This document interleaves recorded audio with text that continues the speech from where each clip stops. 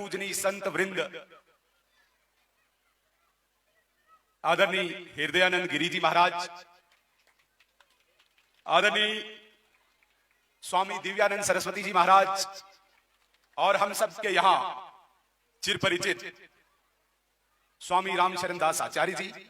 एक्कल अभियान के संभाग के सभी प्रमुख अधिकारी बंधु और इस सफल आयोजन में लगे एक्कल अभियान के सभी संचालक बंधु, किश्तवाड़ के पूजनी माताएं बहनें, वरिष्ठ नागरिक और नौजवान साथियों, आज श्रीमद् देवी भागवत कथा जो पिछले 5 दिन यहां पे लगातार चली और जिस तरीके से यहां पे किश्तवाड़ के लोगों की सहभागिता रही, मुझे लगता है कि एक एक्कल अभियान का एक सफल प्रयोग और सफल आयोजन है। काफी विपरीत परिस्थितियां, काफी कठिनाइयां इस आयोजन में आई, लेकिन उसके बाद भी उन सब विपरीत परिस्थितियों का सामना करते हुए एक्कल के सभी कार्यकर्ताओं ने पूरे समस्त किश्तवाड़ के वासियों में एक नई ऊर्जा का संचार किया है। इसकी अनुभूति मुझे लगता है सब किश्तवाड़ वासियों को हो रही होगी। सुबह सुबह प्रभात फेरी में जो मधुर आवाज में हमारी बहनें, हमारे भाई गांव गांव जाके प्रभु का नाम लेके, ईश्वर का नाम लेके लोगों के कानों में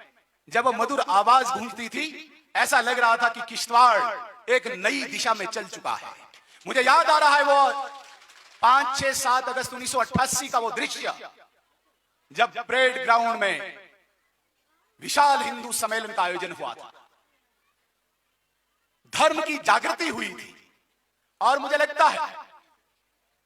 कि वो तब की पीढ़ी जिन्होंने उस दृश्य को देखा, उन 3 दिनों के उस सनातन प्रेम को देखा है, आज तक उनके रग्गू में, आज के उनके हृदय और मस्तिष्क में धर्म के प्रति, समाज के प्रति, राष्ट्र के प्रति आस्था और निष्ठा जो कायम हुई है, वो केवल और केवल उन 3 दिनों के उस सफल आयोजन का ही नतीजा है। मुझे लगता है जिस प्रकार से एक्कल अभियान आज पूरे देश में, पूरे विश्व में सबसे बड़े संगठन के रूप में उभर आया है, यहां पर बैठे हुए सभी लोगों को मैं एक छोटी सी जानकारी देना चाहूंगा, एक अपना अनुभव देना चाहूंगा। हम ये न समझें कि एक्कल अभियान केवल इस किश्तवाड़ में ही सीमित है। मैं जब मिनिस्टर बना तो मुझे एक अधिकारी ने आमंत्रित किया कश्मीर में, मगरमल बाग में, कहते एक बैठक हो रही है, आप उसमें आए। 2014-15 आतंकवाद भी थी और जब मैं बैठक में गया, वहां पे लगभग 100 से 150 एक्कल के अध्यापक वहां पे बैठे थे और वो जम्मू से नहीं गए थे, किश्तवाड़ से नहीं गए थे, कश्मीर के। जब उनने प्रार्थना शुरू कर दी, मैं दंग रह गया कि एक्कल के इन अधिकारियों ने, इन कार्यकर्ताओं ने अपनी जड़ें कहां तक फैलाई हैं, उसका नतीजा हमें दिख रहा था। सिर्फ श्रीनगर में नहीं, आप पूरे इंटीरियर में जाओ, अंदर तक जाओ। पलहालन बारामुल्ला का एक ऐसा क्षेत्र है जो बहुत मशहूर रहा है आतंकवाद में, पत्थरबाजी में। पलहालन जैसी जगह में एक्कल का कार्यक्रम चल रहा हो, एक्कल के विद्यालय चल रहे हो, आप अंदाजा खुद ही कीजिए कितनी डेडिकेशन और कितनी प्रतिबद्धता इन लोगों की है। तो आज समाज बदल रहा है। आज देश के सामने जो चुनौतियां हैं, आज समाज के सामने जो चुनौतियां हैं, उन चुनौतियों का सामना करने के लिए एक्कल अभियान द्वारा जिस प्रकार से समाज तैयार किया जा रहा है, उस समाज को और मजबूत करने की आवश्यकता है। विभिन्न संगठनों में जो लोग लगे हुए हैं, मुझे लगता है कि ये चुनौतियां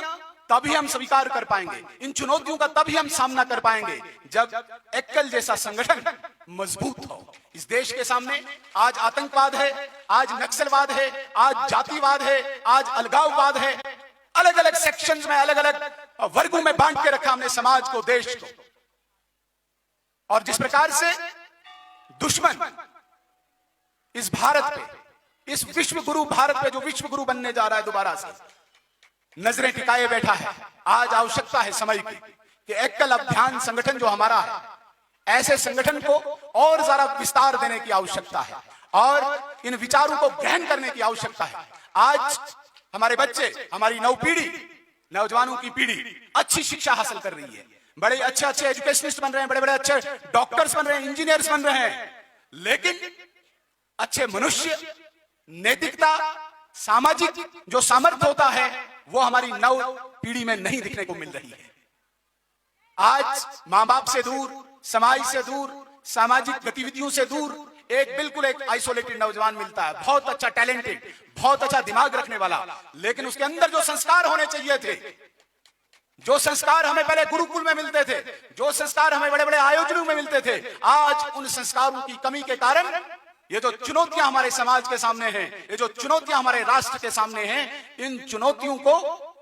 उत्तर देने के लिए उस नव पीढ़ी को पुनः उन संस्कारों और उन विचारों से ओतप्रोत करना होगा। हम धन्यवादी हैं एकल अभियान के,